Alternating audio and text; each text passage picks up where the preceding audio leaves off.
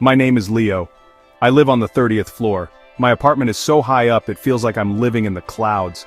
I can see the whole city from my window. The cars below look like tiny little bugs crawling along the streets. I like living alone. It's quiet. It's peaceful.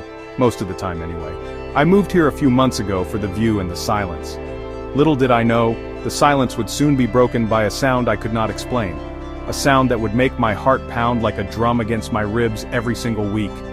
It all started on a Friday. I was fast asleep in my bed. The city lights were twinkling outside my window. Suddenly a noise woke me up. Knock, knock, knock. It was a loud, sharp sound. It came from my front door. I sat up in bed, my eyes wide open. Who could be knocking at my door in the middle of the night? I looked at the clock on my bedside table. The red numbers glowed in the dark. 3:33 a.m. My heart started to race. I was all alone up here, 30 stories above the ground. I crept out of my bed. My feet were bare on the cold wooden floor. I tiptoed to the front door, trying not to make a sound. My hands were shaking. I leaned in close and looked through the peephole. All I could see was the empty hallway. The hallway light was bright and yellow. There was no one there.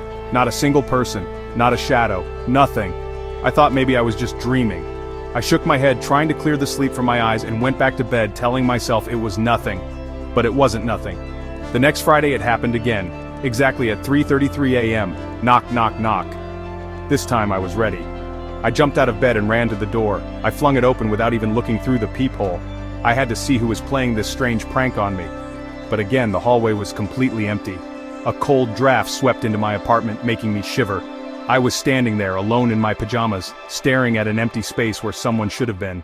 The silence felt heavier than before.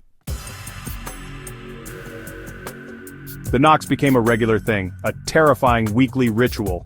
Every Friday, without fail, the clock would hit 3:33 a.m., and the sound would echo through my apartment. Knock, knock, knock. At first I was filled with pure fear. I would hide under my blankets, pulling the covers over my head. I would squeeze my eyes shut and plug my ears with my fingers. I hoped that if I didn't hear it, it would go away. But I could always feel the vibration through the floor. It was a deep, solid sound, like someone was really out there wanting to get in.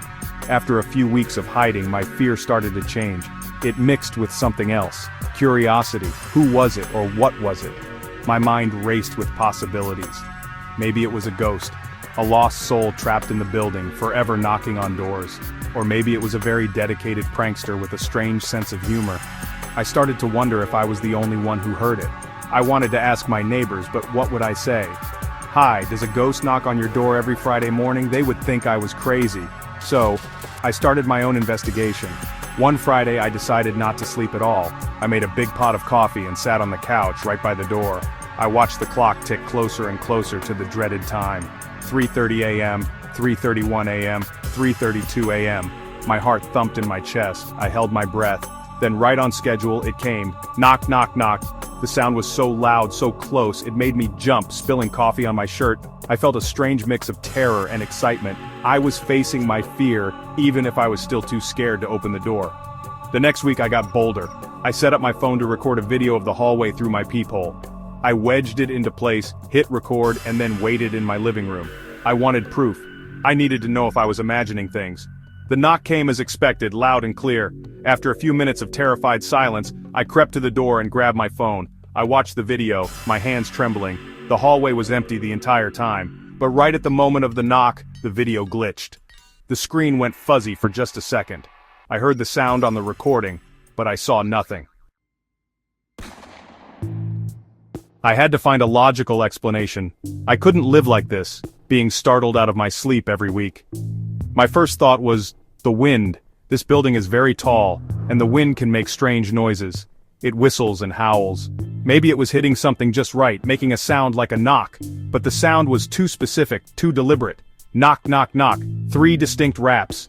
It never sounded like a random gust of wind. It sounded like a knuckle hitting wood. It sounded intentional. It sounded like someone wanted my attention. My next theory was that it was a plumbing issue. Old pipes in buildings can bang and clang at weird times. Maybe a water pump turned on at the same time every week, causing a pipe near my door to make a noise. I called the building superintendent and asked him about it. He looked at me like I had 3 heads. He said the building systems were all modern and quiet. He checked the pipes around my apartment and found nothing wrong. He told me I probably just had noisy neighbors. But my neighbors were a quiet old couple who went to bed at 9 p.m., so I was left with the explanations I didn't want to consider. Was I going crazy? Was I dreaming it all?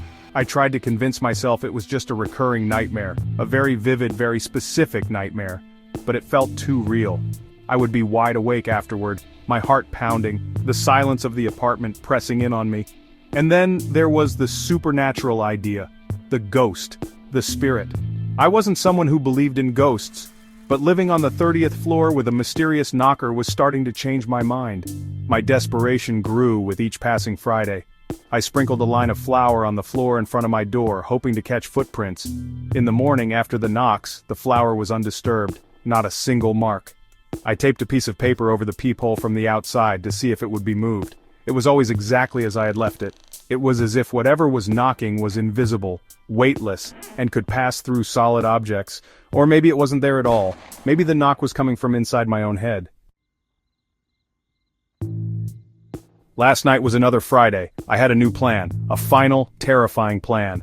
I was done with being scared. I was done with hiding and investigating. I was going to face it, whatever it was. I couldn't stand the not knowing anymore. The curiosity had finally won the war against my fear. I decided I would not just open the door after the knock. I would open it before the knock even happened. I would stand in the doorway and wait. I had to see what would happen when I changed the rules of this strange game.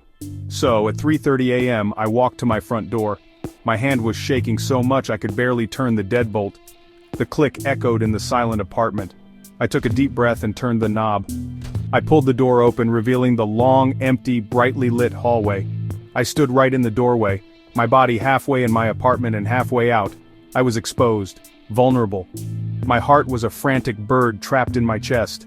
I stared down the empty corridor, waiting for something, anything to appear.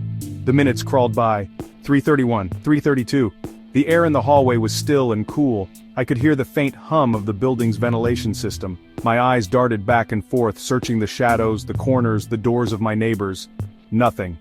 The clock on my phone screen turned to 3:33 a.m. I held my breath, bracing myself for the sound, for a figure to appear out of thin air. But there was nothing. No sound, no ghost, no prankster, just silence. A deep, profound silence. I stood there for a full minute, confused. Had I finally broken the curse? Did my standing in the doorway scare it away? A wave of relief washed over me, so powerful it almost made my knees buckle. It was over. I let out a shaky laugh. It was all so silly. I started to close the door, ready to go back to bed and finally get a full night's sleep. And that's when I heard it. It wasn't loud, it was soft. And it didn't come from the hallway in front of me. It came from behind me, from inside my dark apartment. Knock, knock, knock.